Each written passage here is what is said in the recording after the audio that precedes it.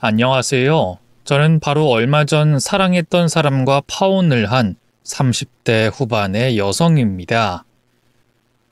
사실 지금까지도 여파가 남아있고 마음이 많이 좋지 않은 상태죠. 과정이야 어떤 시기든 함께한 세월이 워낙 길었기에 누구라도 저와 비슷한 심정일 겁니다. 일단 그 사람과 만난 것은 20대 중반이었습니다. 중간에 헤어지긴 했지만 세월로 따지면 10년이 넘는 기간이나 그 사람이 곁에 있었어요. 그래서 연인이기 이전에 친구로 또 가족으로 그렇게 지냈었죠. 처음에는 제 짝사랑으로 저희는 시작됐습니다. 대학을 졸업하고 작은 중소기업에 취직했을 때 인연이 닿았죠. 물론 같은 회사는 아니고 회사 위치가 가까웠습니다. 만남 당시에는 제법 운명 같았는데 지금 와서 쓰려고 하니 뭔가 좀 없어 보이는 느낌이 있네요. 저희가 만난 곳은 철판 닭볶음 집이었습니다. 바로 불판 앞에서 직원이 볶아주는 곳이었기에 저는 앞치마를 두르고 있었죠. 그런데 마침 제가 화장실에 가려는데 제게 누군가 음료수를 가져와 달라고 하더군요. 네? 그게 저는 직원이... 얼른요. 환타 하나랑 그 코카콜라죠? 펩시 말고 코카콜라로 부탁해요. 잔도 하나만 더 주시고. 네. 솔직히 너무 당혹스러웠지만 이미 다른 이야기에 집중한 상태였고 그 정도는 해줘도 상관없다고 생각했기에 저는 음료수만 가져다 줬습니다. 애초에 그곳은 음료수와 물, 반찬이 셀프인 곳이었거든요. 그런데 밥까지 볶아달라는 요청을 하자 주방에 있던 직원이 뛰어나왔고 뒤늦게 사정을 알게 된 남자친구의 일행들에게 사과를 받았죠. 그땐 어색하게 웃고 괜찮다, 미안하다고 끝난 하나의 해프닝이었습니다. 그런데 그 뒤로도 점심시간마다 자주 마주쳤고 어쩌다가 이야기를 나누며 동갑이라는 걸 알고 난 뒤부턴 친구처럼 그렇게 지내게 됐어요. 넌 너무 착해서 탈이야. 솔직히 네가 왜 그 팀장 업무를 대신 처리해? 진짜 답답하다. 그냥 난 시간도 남고 사정이 있다고 하니까. 그러니까 그 사정이 매번 생기는 건 이상한 거야. 너 이용해 먹는 거라니까? 뭐 어쩌겠어. 설령 이용이라고 하더라도 내가 감수해야 할 부분이지. 안 한다는 말은 못해. 바보냐? 너도 바쁘다고 하던가 아니면 적당히 눈치 봐서 다시 넘기든가 해야지. 아니다. 너 지금이라도 4년제 대학 졸업장 따. 평생 그런 곳에서 이용이나 당하면 그렇게 살 거야? 자격증 따고 스펙 잔뜩 올리고 팍팍 그렇게 해야지 나이 먹고 고생을 안 해. 됐어. 난 지금도 충분히 만족해. 정말이야. 회사도 나쁘지 않고. 아직 뭘 모른다. 왜 기를 쓰고 좋은 대학 간판 달고 나오려고 하는데. 사람 대접이라도 제대로 받으려고 그러는 거잖아. 그런데 2년제? 친구야, 넌 현실을 몰라도 너무 모른다. 언제까지 마냥 어려? 내년에도 어릴 것 같아? 1살이라도 어릴 때 대학 가서 제대로 졸업장 따고 시작해도 아직은 안 늦었어. 단순한 친구라는 관계로 시작하긴 했지만 사실 저는 그 전부터 마음이 있었습니다. 훤칠한 키와 넓은 어깨, 웃음을 참을 때 입술이 가늘어지는 것도 멋졌지만 무엇보다 그 사람의 성격이 너무 좋았거든요. 답답하고 속을 끓이는 저와는 달리 자신이 옳다고 생각하는 것은 거침없이 말하는 부분이 가장 좋았죠. 그래서 이야기를 하다 보면 대리만족이라고 해야 할까요? 손이 닿지 않는 등 중앙부를 시원하게 긁어주는 기분도 들었습니다. 그럼에도 저는 그 마음을 드러낼 생각은 전혀 없었어요. 그 사람이 저에게 관심이 없다는 것쯤은 너무나 잘 알았고 저와는 사는 환경 자체가 다른 사람이라는 걸 알고 있었기 때문이었습니다. 주위 사람들이 늘 저를 칭찬하는 것 중에 하나가 바로 착한 것, 그리고 남은 하나는 눈치가 빠르다는 거였어요. 그리고 그 두 가지의 말은 바로 저희 친엄마가 저와 아빠를 향해 늘 하던 말이었습니다. 물론 엄마의 입에서 나온 말은 칭찬은 아니었어요. 무시하고 멸시하고 비꼬는 말이었죠. 제가 아주 어릴 때부터 저희 부모님은 늘 다투곤 했습니다. 지긋지긋하다. 이놈의 집구석은 들어오면서부터 숨이 턱턱 막혀. 아이, 미안해 여보. 내가 이번엔 정말 잘못했어. 그러니까 이혼하자는 말은 하지 마. 우리 딸을 봐서라도. 당신은 엄마잖아. 자꾸 이렇게 집을 나가면 어쩌자는 거야, 어? 내가 당신이랑 결혼한 게 내 인생의 가장 큰 오점이야, 알아? 나 당신 배경도 직업도 안 보고 착한 거 하나 보고 결혼했어. 근데 그게 내 발등을 이렇게 찍은 거라고. 내가 집을 나가는 게 아니라 집을 나가게 만드는 게 당신이야. 아이, 여보. 여보라고 하지도 마. 이혼이나 해. 구질구질하게 이렇게 매달리지 말고. 언제까지 이 짓을 할 거야? 왜 사람을 나쁜 사람으로 만들어? 애 보기에 미안하지도 않니? 부부싸움은 늘 이런 말들의 연속이었어요. 착해서 싫다. 날 나쁘게 만든 건 당신이다 라고 말하는 엄마와 무조건 잘못했다고 하고 이혼은 하지 말자는 아빠의 울먹이는 목소리만 들리곤 했죠. 다른 누군가 저희 부모님의 다툼을 본다면 아버지가 뭔가를 잘못했다고 생각하실 겁니다. 하지만 현실은 그렇지가 않았죠. 정확한 진실은 하나였습니다. 아빠는 속없이 너무 착했고 엄마는 모질고 영악했다는 거였죠. 아빠의 맹목적인 사랑을 인질로 삼아서 늘 다른 남자를 만나러 다녔고 저를 버려두고 집을 나가는 걸 반복했습니다. 하지만 가장 큰 문제는 아빠는 그런 엄마를 버리지 못했다는 거였어요. 때문에 중간에서 저는 제대로 자라지 못했습니다. 낯선 아저씨들과의 만남이 종료되면 아무 일도 없었던 듯 집으로 들어와서 엄마 노릇을 하려는 엄마 때문에 눈치를 보는 아이로 자랐고 다시 집을 나가버린 엄마의 빈자리를 쓸쓸하게 지키는 아빠를 위해 착한 아이가 돼야 했죠. 물론 제가 17살이 됐을 때 엄마는 간절히 소원하던 이혼을 이루긴 했지만 이미 그때 제 성격은 형성이 완료된 이후였어요. 답답하고 속없고 물색 없이 착한 아이. 그게 바로 저였습니다. 그래서인지 아빠는 제게 늘 미안하다는 말을 하곤 했어요.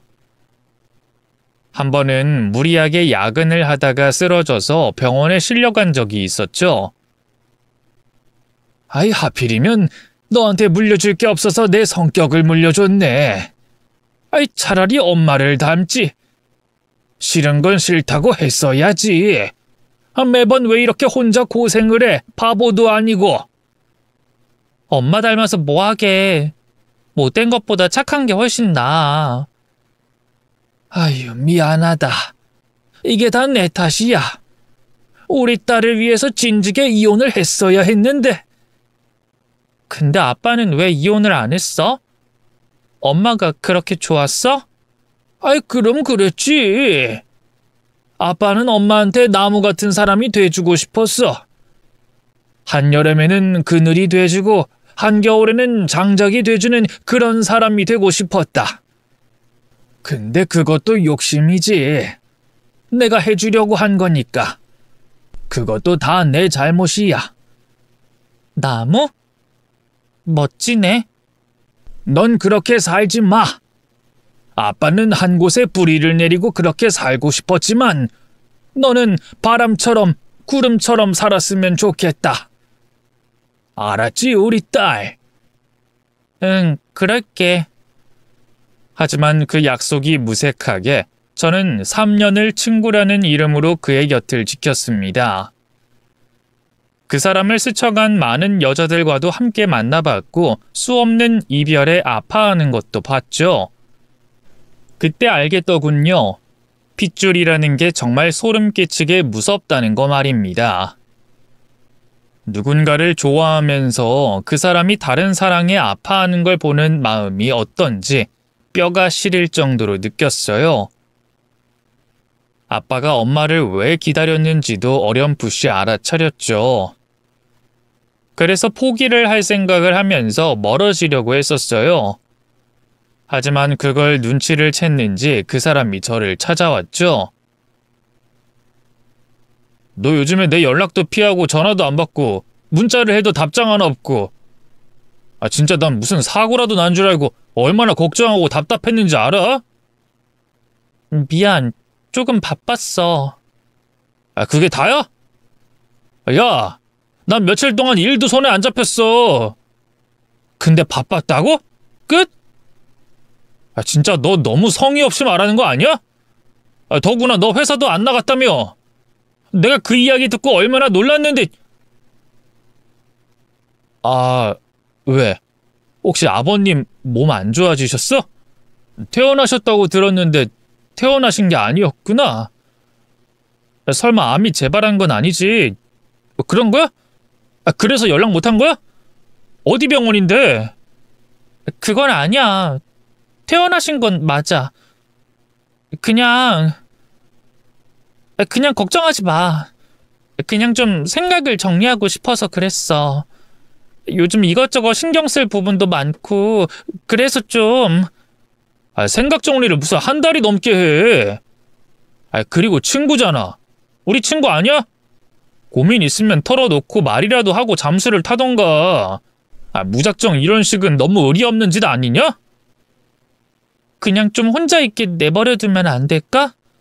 나 지금 그냥 좀 시간을 가지고 싶어서 그래. 그때 그 사람의 표정은 아직까지도 잊혀지지 않네요.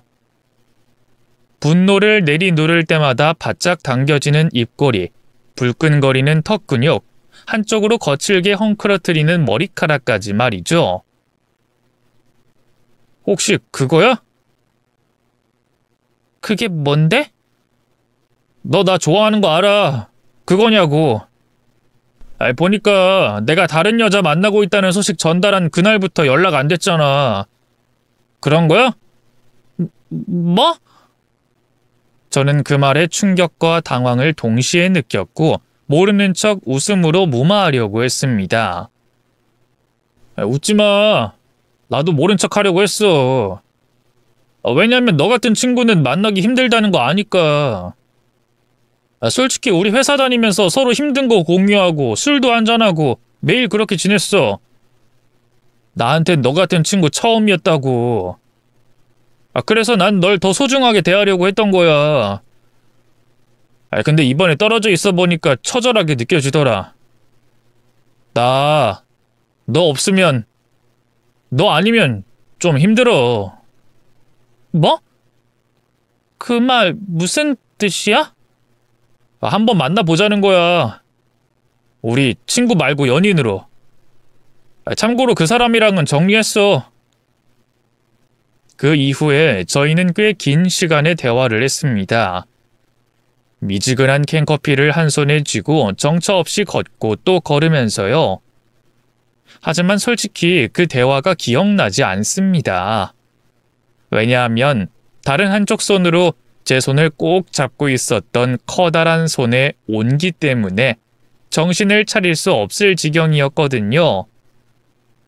목구멍으로 튀어오를 것처럼 뛰던 심장과 추위조차 느껴지지 않던 빨갛게 달아오른 얼굴만 어렴풋이 기억이 납니다. 그렇게 우린 그날을 기점으로 진지한 만남을 시작했어요. 우린 제법 잘 맞았습니다. 친구로 지냈던 시간이 필요했던 걸지도 모른다는 생각이 들 정도로 서로가 서로에 대해서 잘 알았기에 맞춰가는 게 쉬웠어요. 남자친구는 늘 결혼을 한다면 저 같은 여자와 하고 싶었다며 습관처럼 말하곤 했죠. 아무래도 그때의 나이가 30을 넘어가고 있어서 결혼은 너무나 자연스러운 주제가 됐습니다. 그건 너무나 꿈꾸던 일이었어요. 제가 좋아하는 사람과 결혼을 할 수 있다는 자체가 기적처럼 느껴졌으니까 말입니다. 하지만 막상 제가 상황이 여의치 않았기에 그 주제에서 늘 회피하곤 했죠. 아빠는 이미 제가 대학을 다닐 때 대장암으로 수술을 하셨었어요. 그리고 그 이후에도 한 번 더 재발해서 절제 수술과 항암 치료를 했었습니다. 다행히 경과가 좋아서 일찍 퇴원은 하셨지만 주기적으로 병원에서 검사를 받고 있었던 상태였죠. 보통의 병원에서 5년 정도를 지켜보는데 아무래도 제가 병원비와 생활비까지 부담을 하고 있는 상태였기에 결혼을 할 여력이 없었습니다. 마음이야 충분했지만 그것만으로 결혼을 할 수 없다는 현실을 알았기에 나설 수가 없었죠. 그런데 남자친구는 결혼을 서둘러 하고 싶어 했습니다. 저를 설득하기 시작하더군요. 야, 너 내 친구 민성이네 커플 알지? 결혼한다고 5년을 넘게 만나다가 한쪽에서 시간 끌어서 결국 헤어졌잖아. 지금 걔들 길 가다가 만나도 서로 아는 척도 안 한대.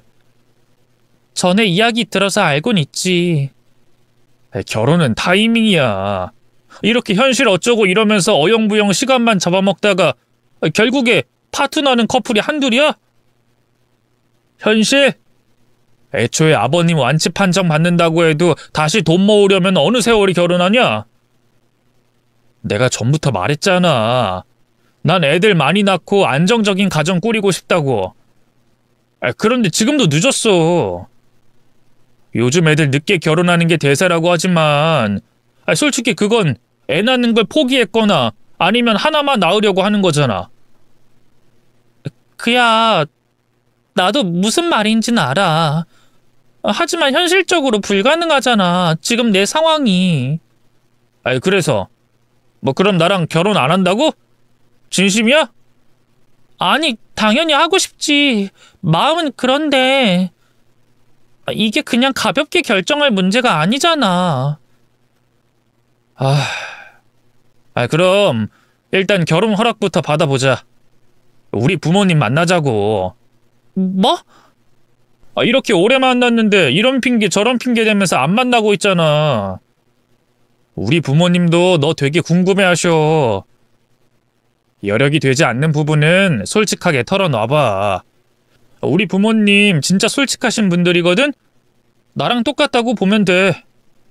어때? 어렵지 않지? 그래도 솔직히 지금 만나면 반대하실 것 같고. 나한테도 어느 정도 확신이 있어야 되잖아. 기다려달라는 말로만으론 내가 널 어떻게 기다려.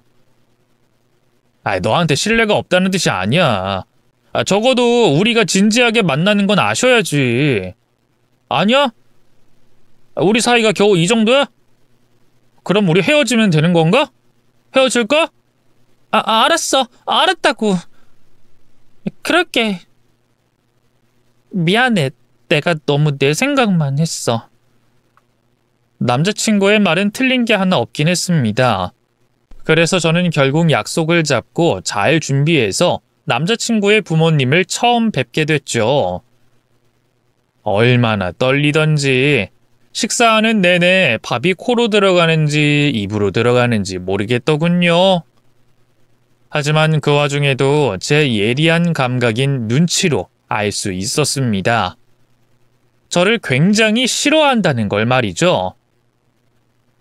식사 자리에서 많은 이야기가 오갔지만 그 중에 가장 선명하게 기억나는 대화를 대충 적어보겠습니다.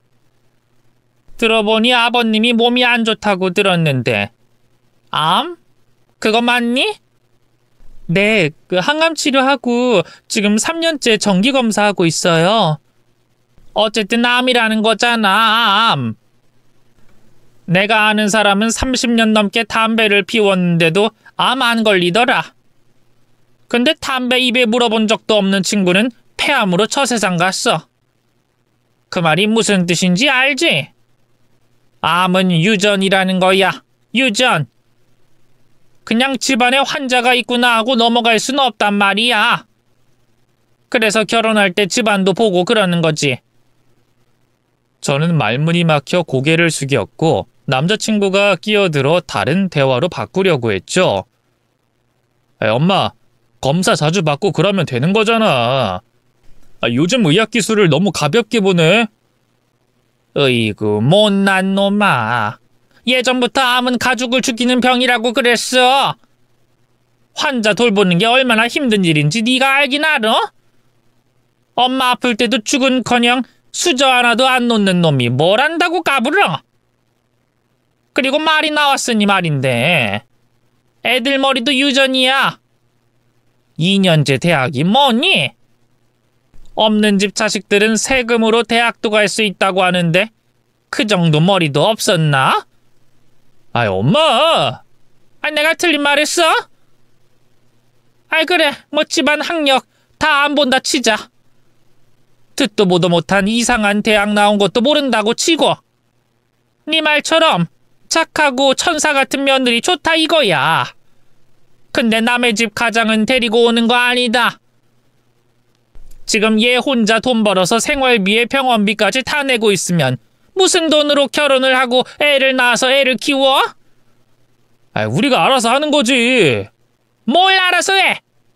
지금이야 빠릿하게 몸 움직이면서 일하고 돈이라도 벌지.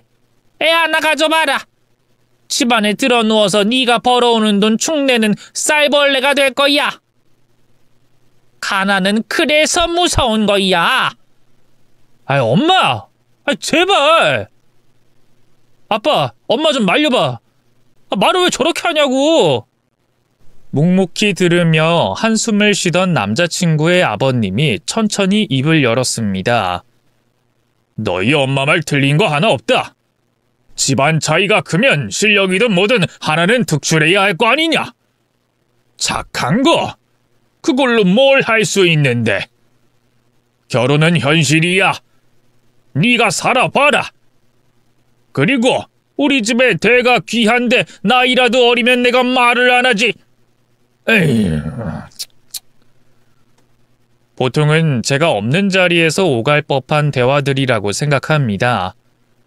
제가 있는 자리에서 핏대를 세우며 힐난한 수준의 말도 아니었고요. 그 외에도 빈대라느니 거지라는 말까지 들었었죠. 하지만 너무 충격을 받아서 자세히 기억도 나지 않았습니다. 그날 저는 온몸에 수분이 다 빠져나갈 것처럼 울었었죠. 아마도 어떤 누구라도 그런 상황을 직관하게 되면 그랬을 겁니다. 특히나 가장 잘 보이고 싶었던 사람들에게서 그런 말을 들었으니 너무 슬펐죠. 그때 남자친구는 중재를 해보겠다고 저를 어르고 달랬습니다. 보통 사람이라면 헤어지자고 말을 했겠지만 그렇게 하기엔 제가 그 사람을 너무 사랑했어요. 그래서 지푸라기가 아니라 시로라기라도 잡고 싶은 심정에 남자친구가 해결해 주길 기다렸습니다. 그런데 시간이 흐를수록 다른 문제들이 튀어나왔어요. 마치 어린 시절에 두드려대던 두더지 게임기처럼 말입니다. 일단 남자친구는 중재가 아니라 싸움을 만들려는 것처럼 이야기들을 필터 없이 전달했죠. 우리 엄마가 너 지능에 좀 문제가 있는 것 같다고 그 IQ 테스트 그런 거 해보라더라. 지금 그걸 말이라고 하는 거야? 취직 일찍 하려고 2년제 대학에 들어간 거야. 물론 공부를 잘한 건 아니었지만 지능에 문제가 있다는 말을 들어본 적도 없고. 엄마 말이 그렇다는 거지. 우리 엄마는 웃으면서 장난스럽게 말한 거야. 과민 반응하지 마. 그리고 아빠는 좀 더 날씬한 여자가 좋다고 하시더라. 내가 너랑 결혼을 하려는 거지 너희 아빠랑 결혼해? 야, 그냥 결혼을 먼저 한 선배들의 말이라고 생각해. 괜히 안 좋게만 받아들이는 건 오히려 너야. 아빠 말로는 주변 친구들이 통통하고 귀여운 여자를 좋아해서 다들 결혼을 그렇게 했다고 하더라. 근데 그런 여자들이 애만 낳으면 뚱뚱해졌단다. 그래서 무조건 선천적으로 마른 여자, 그런 여자들이 애 낳고도 살도 잘 안 찌고 자기 관리도 철저해서 좋다고 그런 말 했다는 거지. 누가 너보고 살을 빼라고 했어? 왜 사람을 나쁜 사람으로 만들어? 애초에 왜 그런 말을 전달하는 거야? 대화도 못해? 무슨 이야기도 못하냐고? 너 그거 자격지심이야. 혼자 찔리니까 더 지랄하는 거잖아 지금. 내 말이 틀려? 왜 막말을 해? 지랄이라니? 그럼 그게 지랄이 아니고 뭐야? 요즘 너랑 이야기하면 숨이 턱턱 막혀. 알아? 무슨 말만 해도 파르르르르. 내가 무서워서 무슨 말이라도 하겠어? 이럴 거면 차라리 헤어지든가. 결혼을 꿈꾸며 저와 미래를 그렸던 남자친구는 변했습니다. 무신경한 척, 모르는 척 하면서 저를 상처 주는 말들을 거침없이 늘어놨고 이별이라는 무기로 저를 휘둘렀죠. 하지만 그것보다 더 충격적인 것은 다른 여자들과도 어울려 놀았다는 거였어요. 그저 친구일 뿐이라면서 저와 끊임없이 비교하는 짓도 서슴지 않았습니다. 그러던 어느 날 남자친구는 제게 이별을 통보했죠. 힘들긴 했지만 그때는 오히려 덤덤해지더군요. 이미 앞서 이별에 대한 수많은 예고편을 본 것 같이 힘들었으니까 말입니다. 하지만 끝까지 남자친구는 최악의 말들을 내뱉더군요. 매달리고 울고 난리를 칠 줄 알았는데 왜 덤덤해? 너 혹시 남자 있냐? 없어 그런 거. 나도 좀 지치고 힘들어서 그래. 질렸다 이거야? 하, 진짜 웃긴다. 이러면 내가 별거 아닌 것 같잖아. 기분 더럽게. 그런 거 아니야. 마지막이라도 좋게 끝내고 싶어서. 끝까지 착한 척하고 싶냐? 그래! 이왕 이렇게 된 거니까 나도 너 그냥 속 편하게 보내긴 싫어졌네.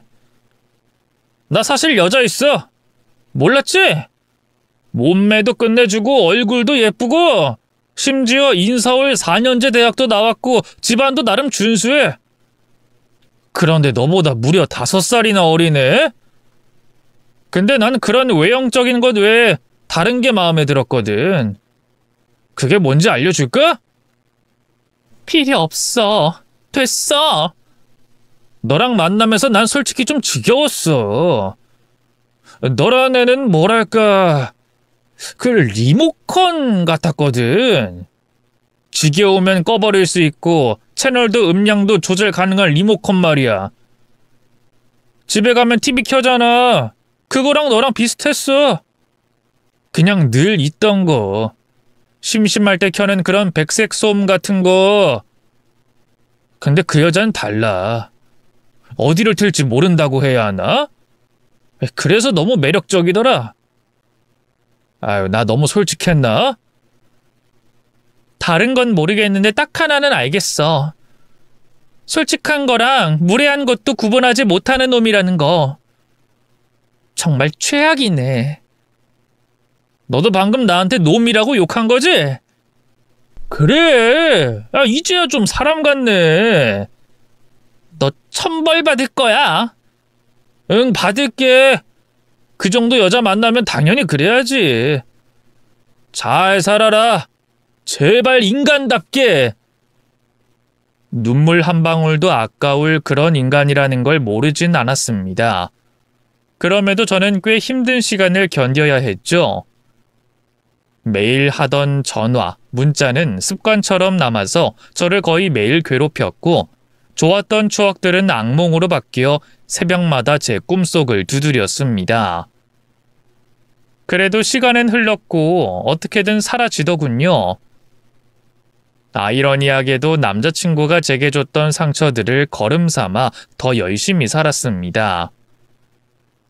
비록 대학을 다시 가진 못하더라도 자격증은 이를 악물고 땄네요. 그리고 1년 뒤에는 용기를 내서 이직도 했습니다. 복지도 좋고 연봉도 더 높은 곳으로 갈 수 있었죠. 그렇게 완전히 잊어갈 무렵, 그 사람이 다시 제 앞에 나타나게 됐어요. 이전과 달리 생기가 빠진 눈에 바짝 마른 몸을 하고 말입니다. 돌아가라고 쫓아내도 몇 번이고 저를 찾아와 용서를 빌었죠. 도대체 나한테 왜 이래? 벌써 헤어지고 2년이나 흘렀어. 이게 무슨 짓이야? 너 없이 살 수 있을 줄 알았는데 그게 되지 않았어. 정말 미안해. 내가 이기적인 거 알아. 하지만 나도 괴로웠어. 그때 나도 어쩔 수 없었다고. 어쩔 수 없었다고? 다른 여자랑 만난다고 뻔뻔하게 내 앞에서 그렇게 말하더니 사실 그때 나 죽으려고 했던 거야. 너랑 결혼 못하면 죽어버리려고. 일부러 그랬다고. 날 잊고 잘 살길 바랬으니까. 그런데 죽지도 못했어. 무섭더라. 너 못 보고 살 거 생각하니까. 거짓말. 거짓말 아니야. 부모님도 달라지셨어. 내가 죽으려고 했다는 걸 아시는 분들이니까 드디어 너랑 결혼 허락 받았어. 나 그래서 너 잡아보려고 온 거야. 늦었어. 그리고 네 말 안 믿어. 늦지 않았어. 우리 친구로 또 연인으로만 10년이야. 그 시간들, 그 추억들이 어떻게 아무것도 아닌 게 될 수가 있어? 넌 그게 쉬워? 난 도저히 불가능해. 널 잊고 싶어도 잊을 수가 없다고. 우리 좋았잖아. 우리 행복했잖아. 사실인지 아닌지도 모를 변명을 늘어놓는 남자친구를 보며 저는 흔들렸어요. 이게 만약 드라마고 제가 시청자라면 분명 혀를 끌끌 차며 바보 같은 짓이라고 욕을 했을 겁니다. 그리고 너무나 뻔하고 지루한 내용에 하품을 하며 채널을 돌렸겠죠. 하지만 이건 실제 상황이었고 저는 연기자가 아니라 당사자였습니다. 잊은 줄 알았지만 잊지 못했고 지쳤다고 생각했지만 미련이 있었죠. 그래서 며칠은 거절하고 매몰차게 대했지만 결국 못 이기는 척 그 사람을 다시 받아줬네요. 다행인 건 남자친구는 제게 이전보다 훨씬 더 잘해줬습니다. 더구나 그전에는 막말까지 하며 결혼을 반대했던 남자친구의 부모님은 제게 직접 전화까지 하며 만남을 축하해줬죠. 덕분에 저희는 이전과는 다른 속도로 결혼 이야기가 오갔고 눈 깜짝할 사이에 상견례 날짜까지 잡게 됐어요.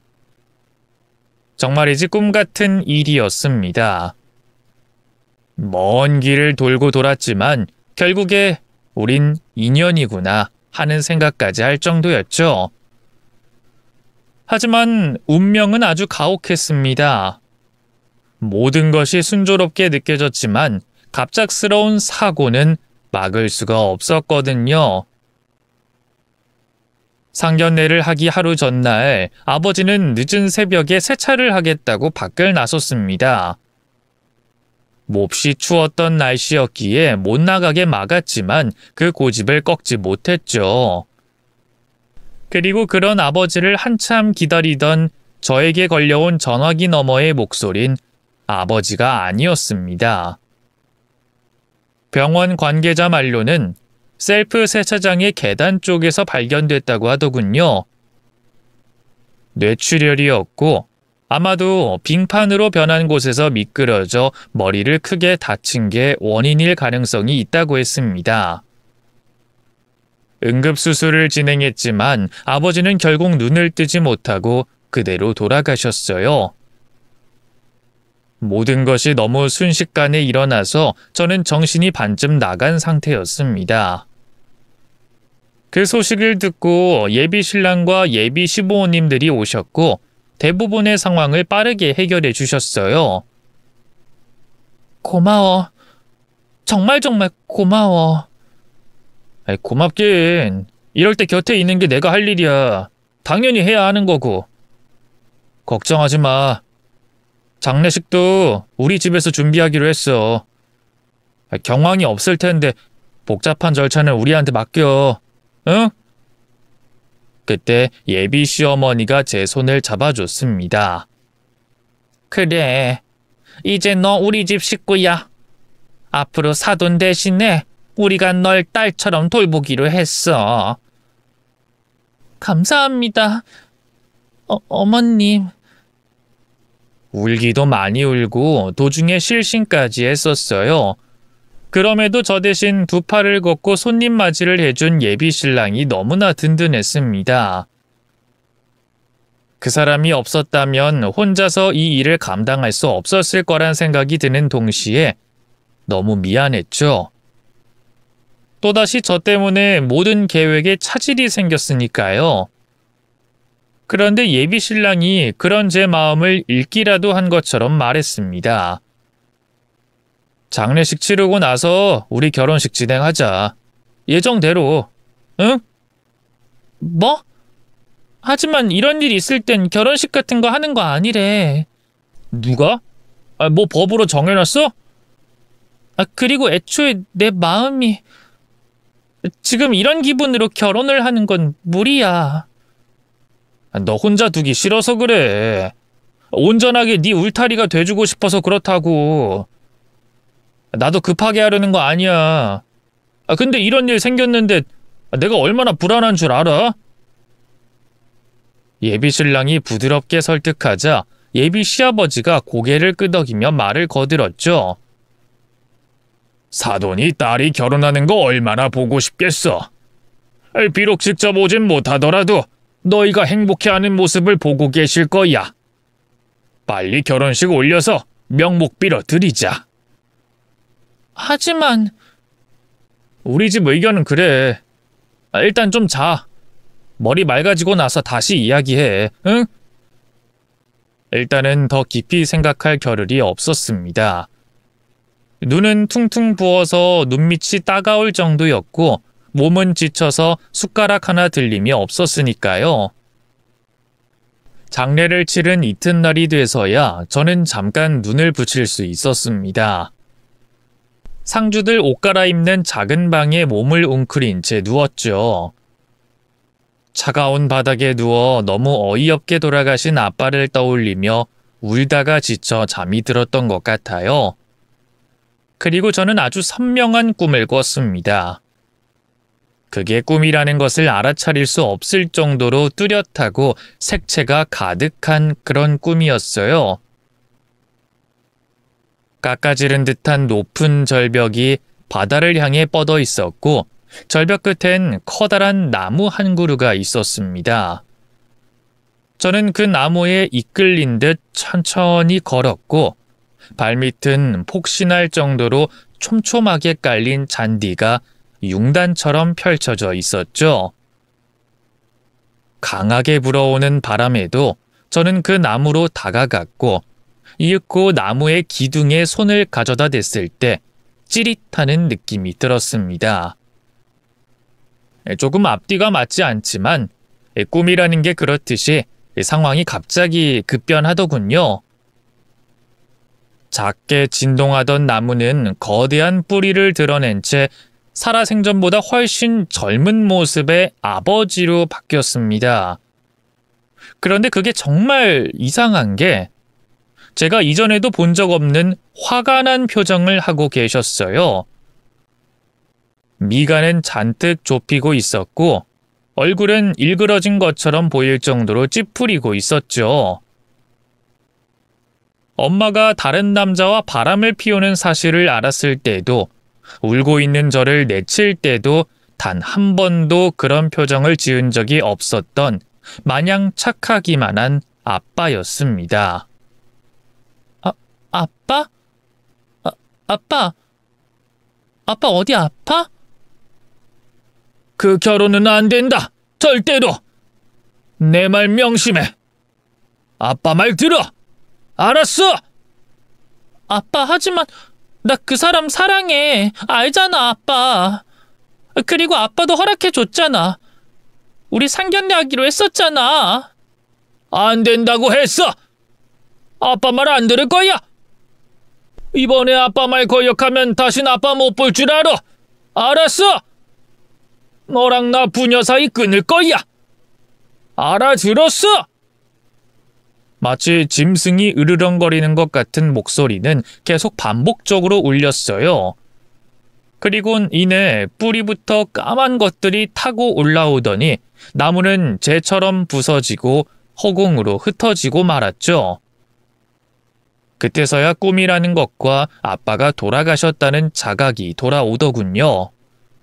그전에는 아예 감지조차 하지 못했던 현실이 쏟아졌고 그 순간에 저는 발작을 하며 눈을 떴습니다.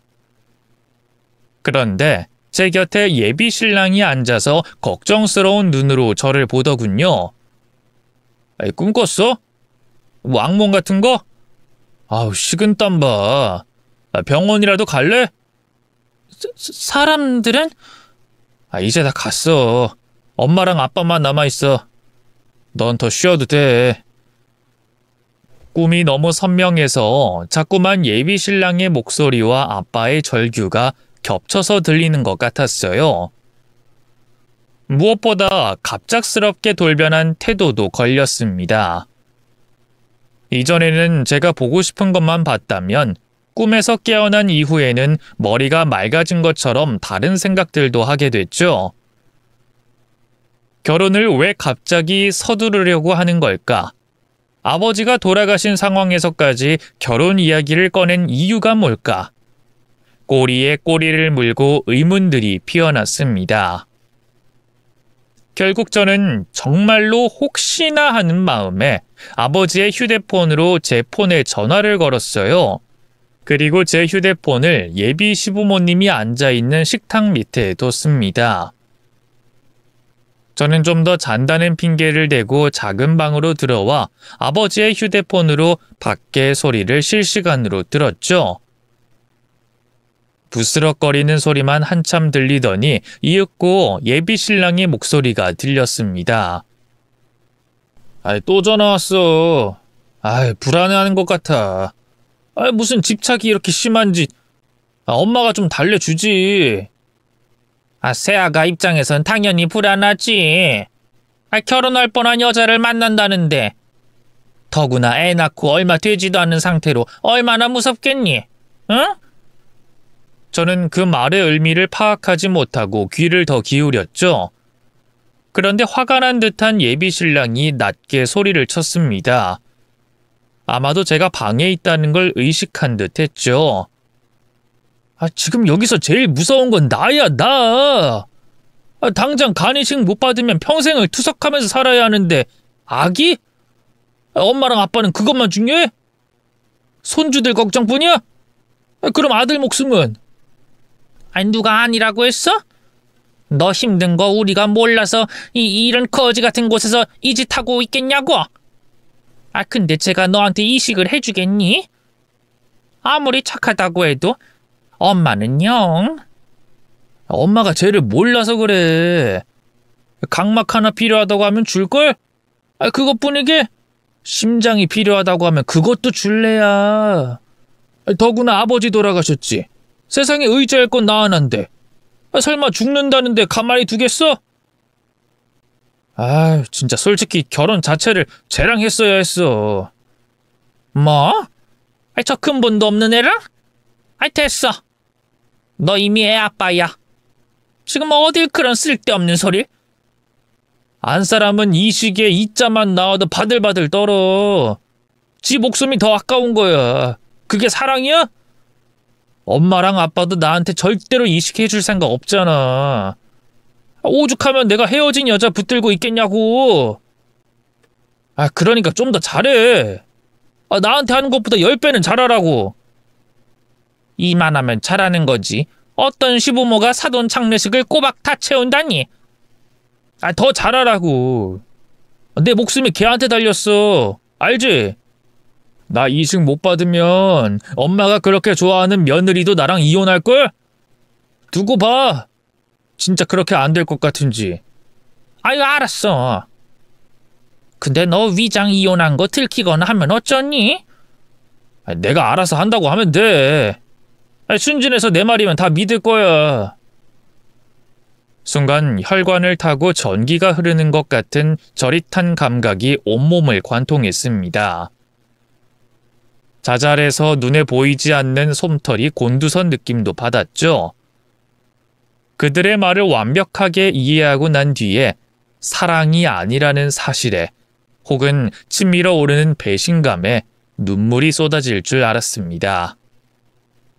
하지만 오히려 머리는 더 차가워졌고 심장은 단단해지는 느낌이 들더군요. 분노였습니다. 저는 너무나도 태연하게 밖으로 나가 감사를 전하고 다음 날엔 아빠의 발인까지도 끝냈죠.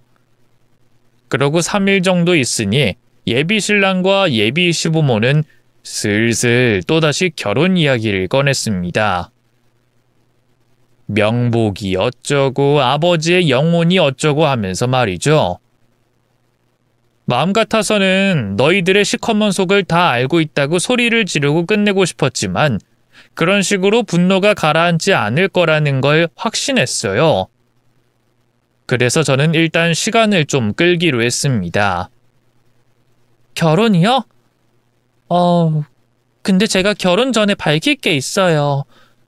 여기저기 돈을 좀 써서요. 돈? 빚? 그럼 그건 일단은 그거 갚기 전엔 결혼할 생각 없어. 친구들을 초대할 수가 없거든.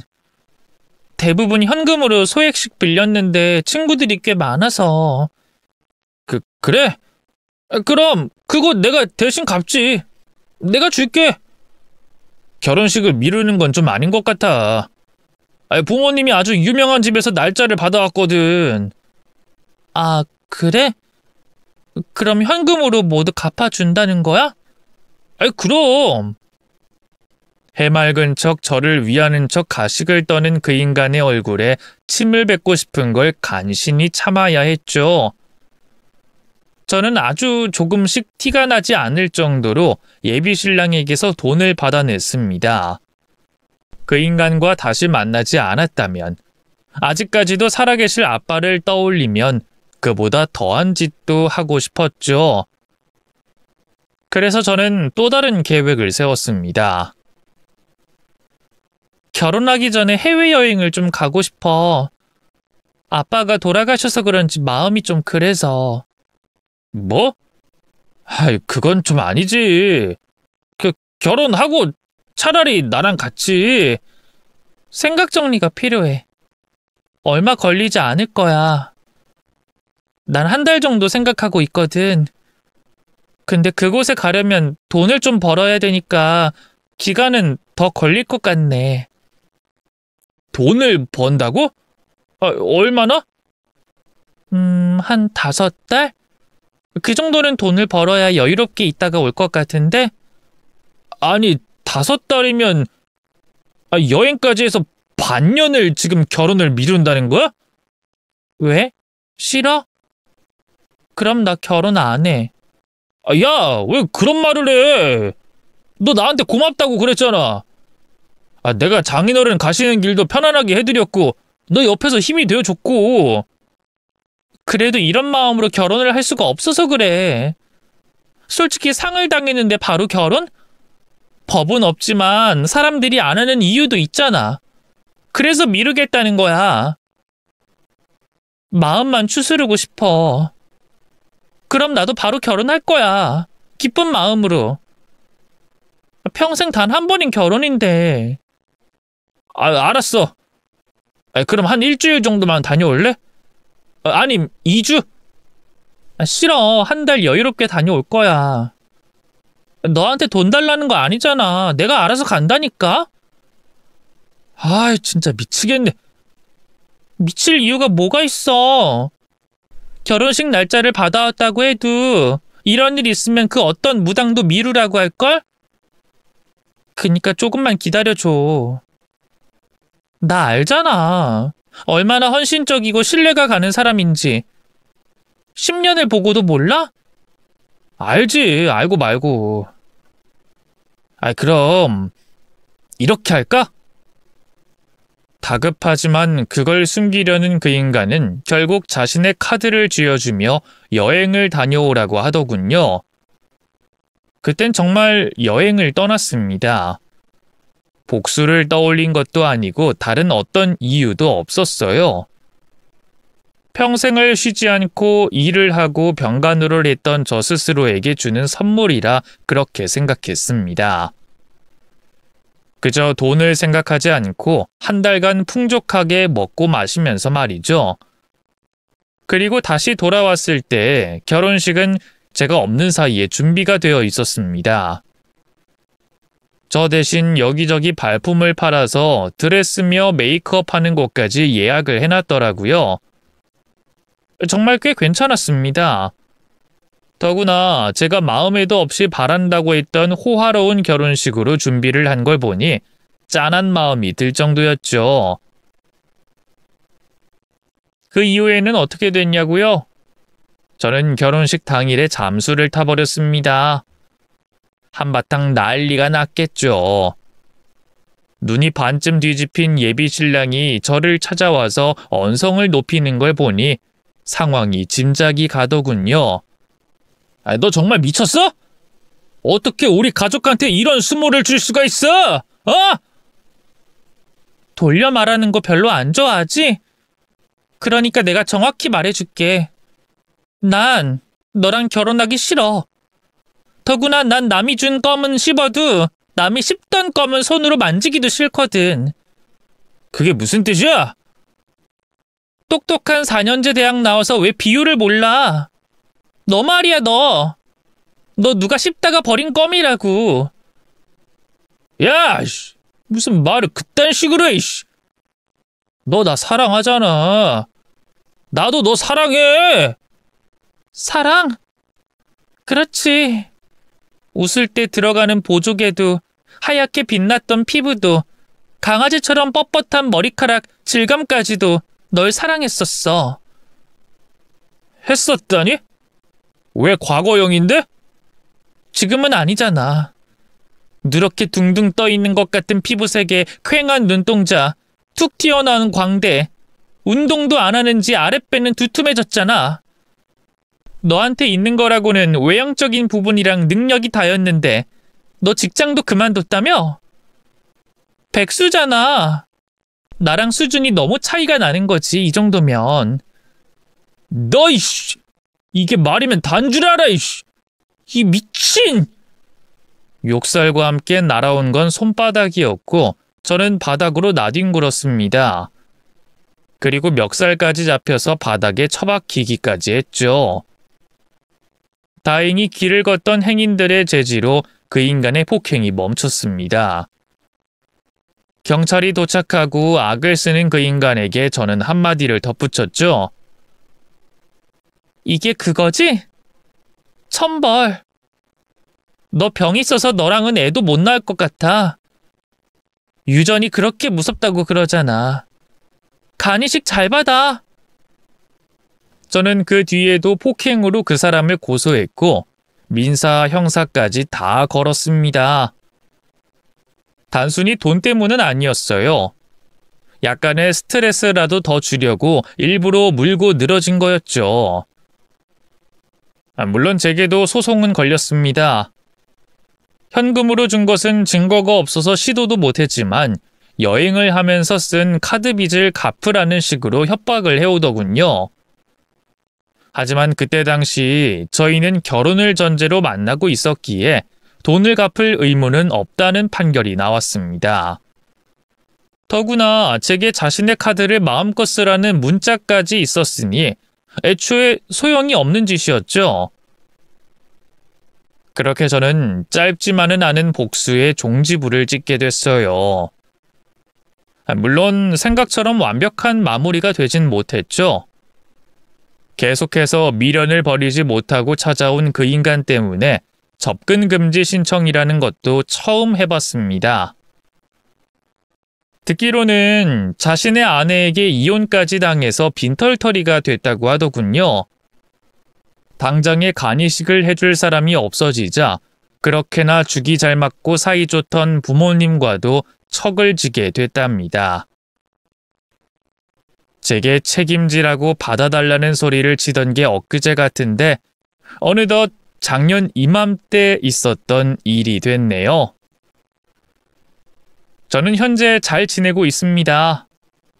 더 좋은 조건으로 협상해서 연봉도 올랐고 뚜벅이로 살기 싫어서 얼마 전엔 차량도 구입했죠.